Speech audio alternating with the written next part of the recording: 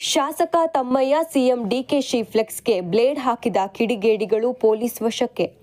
ಕಾಫಿನಾಡಿನ ಕಾಂಗ್ರೆಸ್ ಶಾಸಕ ಎಚ್.ಡಿ. ತಮ್ಮಯ್ಯ ಹಾಗೂ ಮುಖ್ಯಮಂತ್ರಿ ಡಿಕೆ ಶಿವಕುಮಾರ್ ಅವರ ಭಾವಚಿತ್ರವಿದ್ದ ಫ್ಲೆಕ್ಸ್ಗೆ ಇಬ್ಬರು ಯುವಕರು ಬ್ಲೇಡಿನಿಂದ ಹಾನಿ ಮಾಡಿರುವ ಘಟನೆ ಚಿಕ್ಕಮಗಳೂರಿನ ಹೃದಯ ಭಾಗದ ಹನುಮಂತಪ್ಪ ವೃತ್ತದಲ್ಲಿ ನಡೆದಿತ್ತು.